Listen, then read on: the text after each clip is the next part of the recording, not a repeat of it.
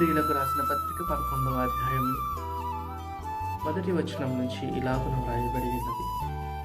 విశ్వాసమన్నది నిరీక్షింపబడు వాటి యొక్క నిజస్వరూపమును అదృశ్యమైనవి అన్నవనుటకు రుజువునై ఉన్నది.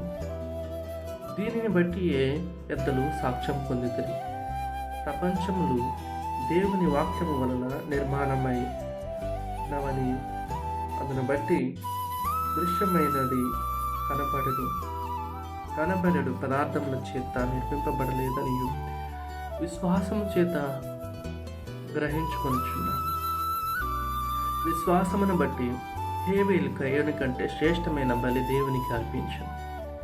దేవుడు అతని అర్పణలను గూర్చి సాక్ష్యం ఇచ్చినప్పుడు అతడు ఆ విశ్వాసమును బట్టి నీతిమంతుడని సాక్ష్యం పొందాడు.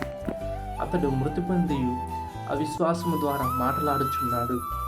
విశ్వాసమును బట్టి హానోకు మరణము చూడకుండానట్లు కొనిపోబడెను. అతడు కొనిపోబడక మునుపు దేవునికి ఇష్టడైండెనని సాక్ష్యము పొందెను. కాగా దేవుడు అతన్ని కొనిపోయిన కనుక అతడు కనపడలేదు. విశ్వాసం లేకుండా దేవునికి ఇష్టడైండడం అసాధ్యము. దేవుని యొద్దకు వచ్చువాడు ఆయన ఉన్నాడని, తను వెతుకు వారికి ఫలము దయచేవాడని నమ్మవలను కదా.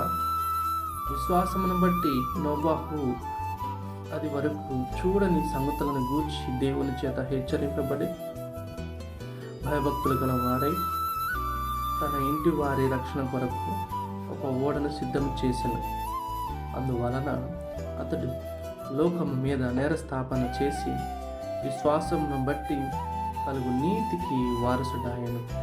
అబ్రహాము పిలువబడినప్పుడు విశ్వాసమును బట్టి ఆ పిలుపునకు లోబడి తాను స్వాస్థ్యముగా పొందనేయున్న ప్రదేశమునకు బయలువెళ్ళను. మరియు ఎక్కడికి వెళ్ళవలను అది ఎరుగక బయలువెళ్ళను.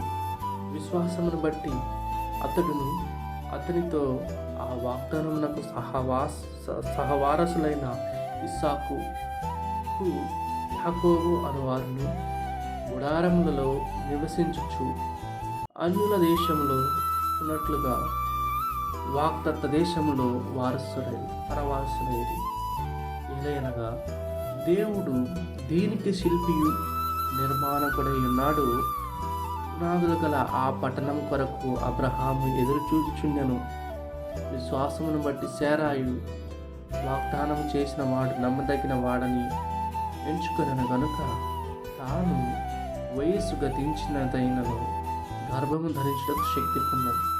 అందుచేత మృతతుల్యుడైన ఆ ఏకని నుండి సంఖ్యకు ఆకాశ నక్షత్రముల వలె సముద్ర తీరమంద లెక్కింప శక్యము కాని ఇసుక వలె సంతానము కలిగను. వీరందరూ ఆ వాగ్దానముల ఫలము అనుభవింపక పోయినను దూరము నుండి చూచి వందనములు చేసి తాము భూమి మీద పరదేశులను యాత్రికులను ఉన్నామని చెప్పుకొని విశ్వాసము గలవారై మృతి పొందరి. ఇలాగు చెప్పువారు తమ స్వదేశమును వెతుకుచున్నామని విశదపరుచున్నారు కాదా. వారు ఏ దేశం నుండి వచ్చిరో ఆ దేశమును జ్ఞాపకం అందించుకున్న ఎడల మరలా వెళ్ళుటకు వారికి వీలు కలిగిండు. అయితే వారు శ్రేష్టమైన దేశమును అనగా పరలోక సంబంధమైన దేశమును కోరుచున్నారు. అందుచేత తాను వారి దేవుడని అనిపించుకున్నటకు దేవుడు వారిని గూర్చి సిగ్గుపడడు. ఏలయనగా ఆయన వారి కొరకు ఒక పట్టణము సిద్ధపరిచి ఉన్నాడు. అబ్రహాము శోధింపబడి విశ్వాసమును బట్టి ఇస్సాకును బలిగా అర్పించింది.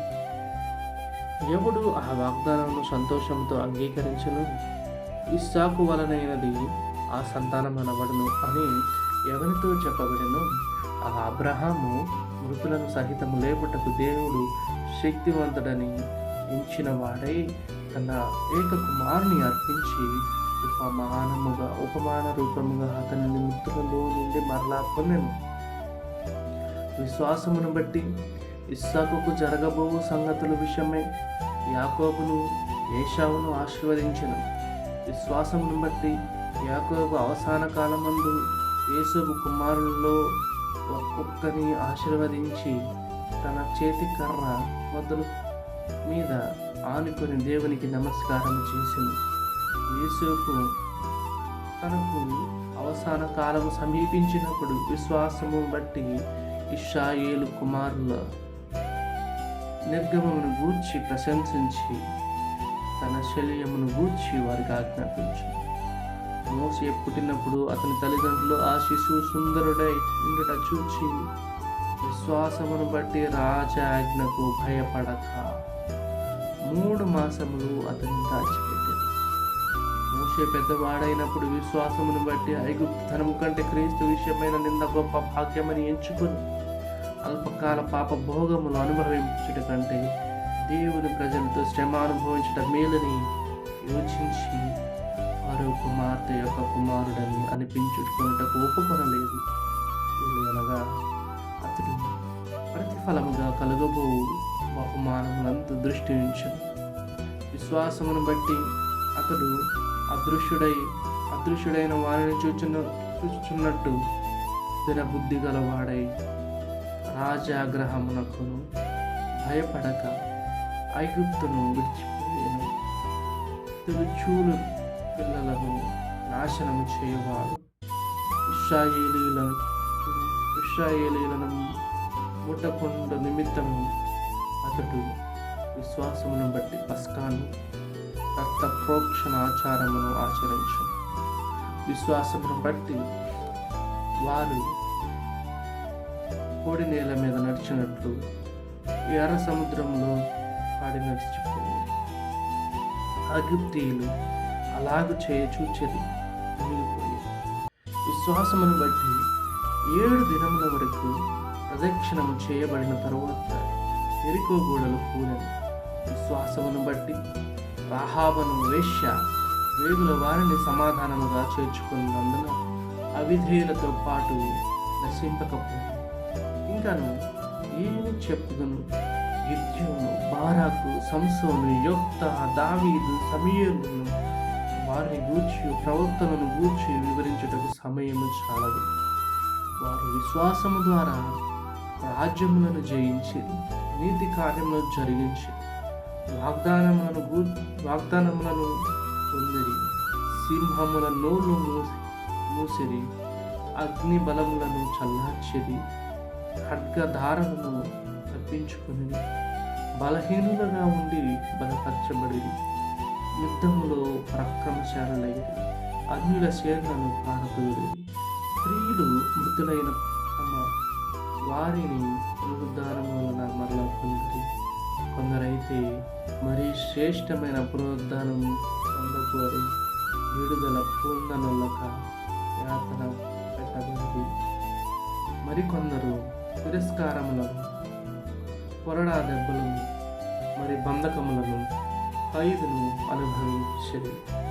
రాళ్లతో కొట్టబడి, రంపములతో కోయబడి, శోధింపబడి, ఖడ్గంతో చంపబడి, గొర్రె చర్మములను, మేక చర్మములను వేసుకుని దరిద్రులయుండి శ్రమపడి హింస పొందుచు అడవులలోను, కొండల మీద, గుహలలోను, సొరంగములలోను తిరుగులాడుచు సంచరించు. ఇట్టి వారి ఈ లోకము యోగ్యమైనది కాదు. వీరందరూ తమ విశ్వాసము ద్వారా సాక్ష్యము పొందిన వారై మనము లేకుండా సంపూర్ణులు కాకుండా నిమిత్తము దేవుడు మన కొరకు మరీ శ్రేష్టమైన దానిని ముందుగా సిద్ధపరచును కనుక మీరు వాగ్దాన ఫలము అనుభవింపలేదు.